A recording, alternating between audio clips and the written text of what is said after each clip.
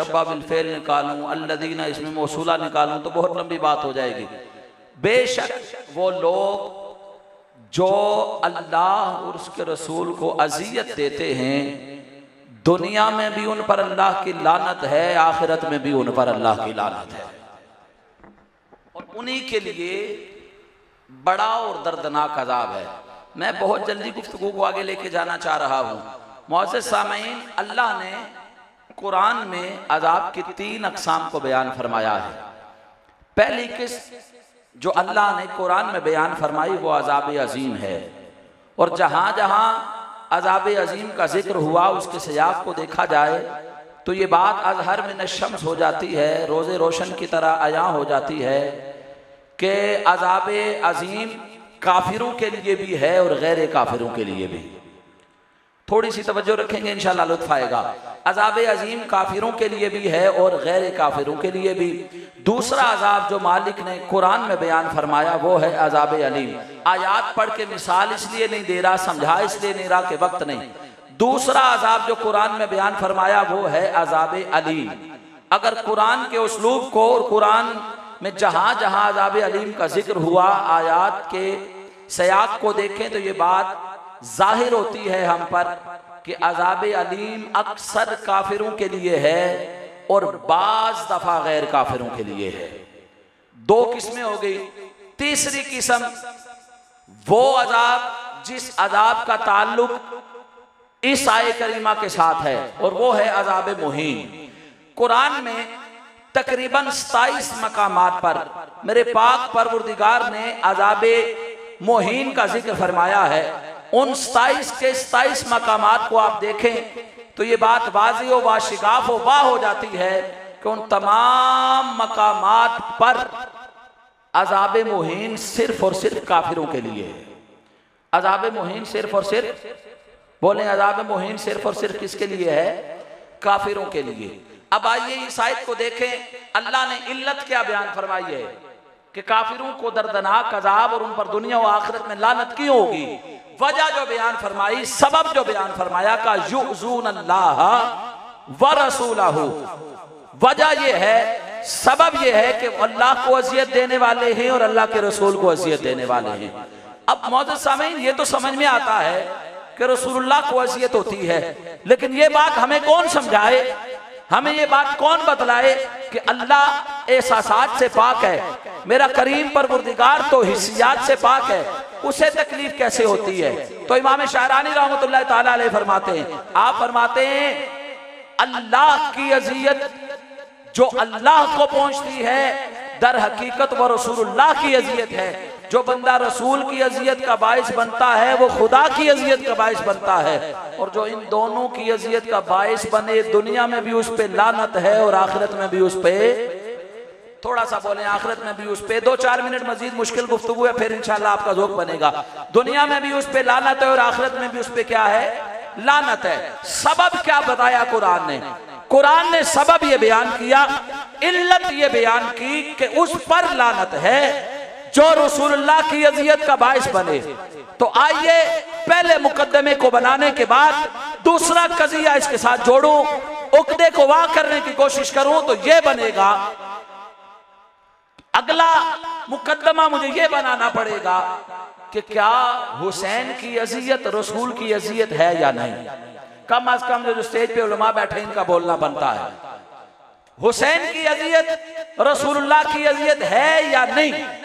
आइए पहली हदीस मुबारका समतुन नजूमुल अवाली में मौजूद और दीगर कई कुतुब हदीस में मौजूद हज़रत अबू यहया बिन कसीर आप बयान फरमाते हैं, खरज नबी सल्लल्लाहु तआला अलैहि वसल्लम मिन बैत आयशा, नारे तकबीर, नारे रिसालत, नारे हैदरी, माशाअल्लाह, मुहिब्बो महबूबु सादात, खतीब आले बैत, खतीब रज़्म व बज़्म, हज़रत वाली मर्तबत, वाली सिफात, किबला अल्लामा कारी गुलाम मोहम्मद चिश्ती साहिब अदामल्लाहु ज़िल्लकुमुस्सामी आप तशरीफ़ फरमा हुए।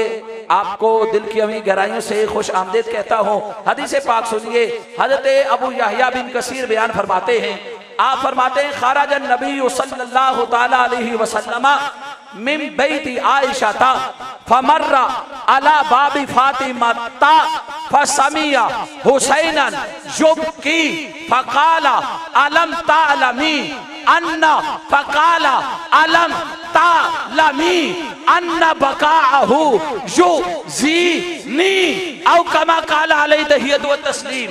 हजरत अबू यहया बिन कसीर बयान फरमाते हैं, आप फरमाते रसूलुल्लाह हजरत आयशा के हुजरे से बाहर तशरीफ लाए। हुण जियां तुसां अपनी मर्जी नाल तकरीर सुनी ते हुण मेरी मर्जी नाल सुन सो तां गल बन सी।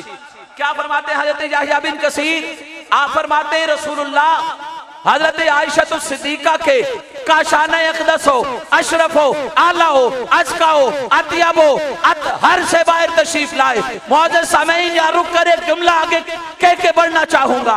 हमें आयशा की अजमत के देखने के लिए, आयशा के उलूम को देखने के लिए, आयशा के मकाम मनसब को देखने के लिए, आयशा के जाहो जलालो कमालो जूदो नवाब को देखने के लिए तारीख की बंद गलियों में जाना नहीं पड़ता, चूंकि आयशा हमें कभी रब के कुरान में नजर आती है, कभी मुस्तफा के फरमान में नजर आती है। अल्लाह